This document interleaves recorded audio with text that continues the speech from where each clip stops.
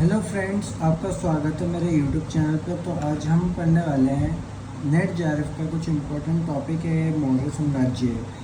मैंने वही नोट्स उठाए, वही पॉइंट उठाए हैं जो पेपर में पूछे जाएंगे। कोई फालतू टॉपिक में मैंने नहीं उठाया, फालतू लाइन नहीं उठाई। और कुछ चीज़ रह गया होगा तो उसे भी मैं बता दूंगा अपनी वीडियो में। जैसे कि मैं पीवाईक्यू की एक वीडियो और लेकर के आने वाला हूँ। आज से मेरी स्टार्टिंग है, मैं रोज़ नए नए टॉपिक पे नेट जेआरएफ के इम्पोर्टेंट पॉइंट उठा करके वीडियो बनाऊंगा।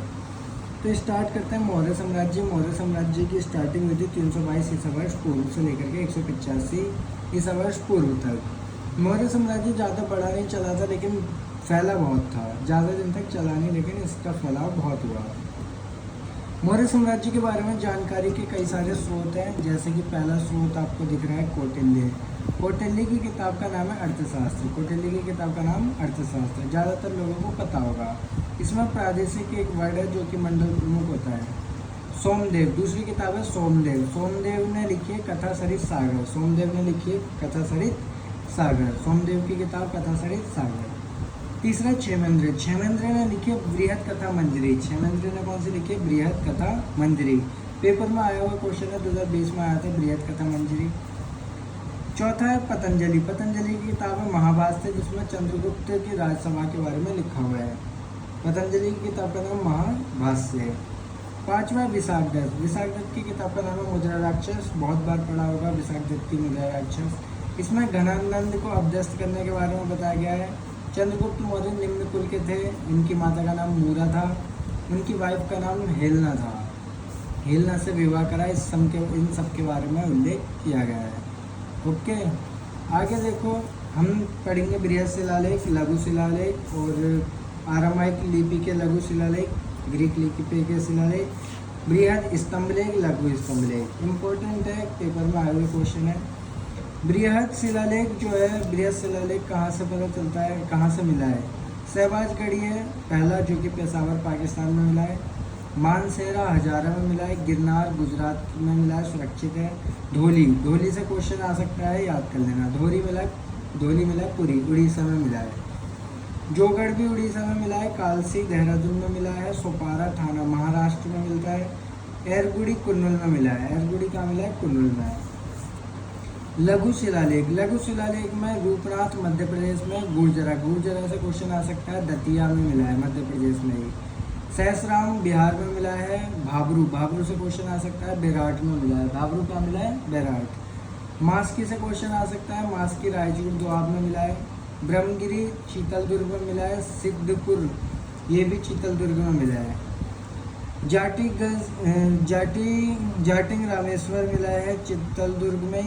एयरवुड कुर्नूल में मिला है, आंध्र प्रदेश में। गोभी मठ मैसूर में। पालकी कुंड मैसूर में। राजुल मंडीगिरी कर्नूल में। अरोरा मिर्जापुर। सारोमारो साडोल में, ये भी आ सकता है। सारोमारो का मिला है साडोल में। नेटूर मैसूर में। उदयगोलम बेलारी में और सन्नाती गुलबर्गा में।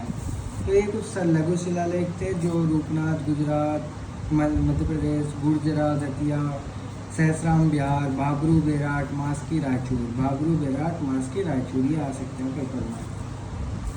अगला पॉइंट है आरामाइक लिपि में कौन कौन से लघु शिलालेख है। आरामाइक में है तक्षशिला है, लगमान है, कंधार है। तक्षशिला, लगमान, कंधार। तक्षशिला, लगमान, कंधार। तक्षशिला अफगानिस्तान में मिला है, 1915 में मिला था। जॉन मार्शल ने इसकी खोज करी थी। लगमान अफगानिस्तान में मिला है, 1932 में। कंधार द्वितीय कंधार में मिला है। ग्रीक लिपि में कंधार फर्स्ट, कंधार द्वितीय है, बस।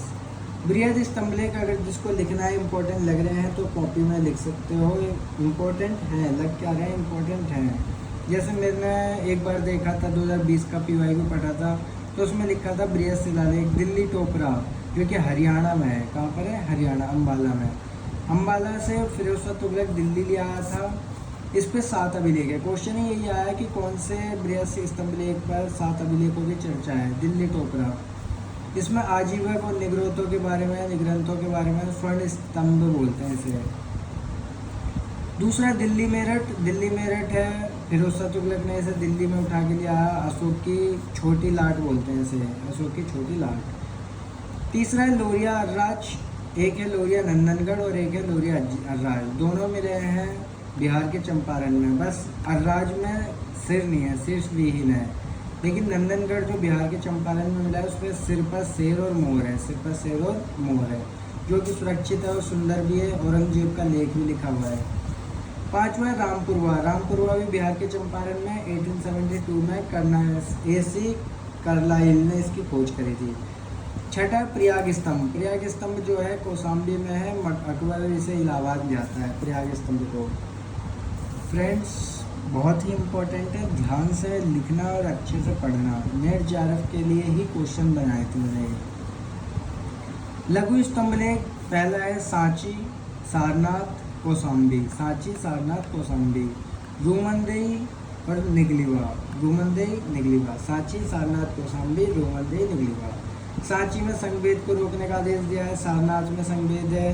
कौशाम्बी में अशोक पुत्र तीवर के बारे में है। चारुवाकी की दान का उल्लेख है। रूमनदेही ये इम्पोर्टेंट है, पेपर में आ सकता है। 20वें वर्ष धर्म यात्रा करी थी अशोक ने, भूमि कर को घटाया था, धार्मिक कर मुक्त करा था।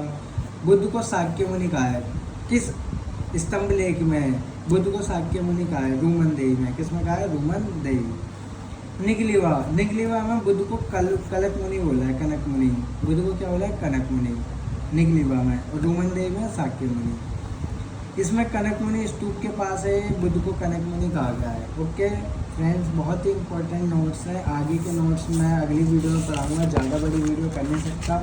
एक बार नोट्स देख लो, बढ़ती हैं, लिखने लायक हैं, पढ़ने लायक हैं। देखो ये आता है, वेरी इंपॉर्टेंट है, अर्थशास्त्र के 26 अध्यक्ष। पेपर में ये आए हुए क्वेश्चन है, और ये भी आ जाता है पद और उनके कार्य, जैसे कि समाहर्ता के बारे में पूछा था, व्यवहारिक के बारे में पूछा था, धर्मशास्त्र दीवानी न्यायाधीश होता है। ओके, ये इम्पोर्टेंट है, बढ़ती है, तो लिख लेना पेपर में। अब मैं वीडियो यहीं समाप्त करता हूँ, क्योंकि ज़्यादा लंबी वीडियो नहीं बना सकता।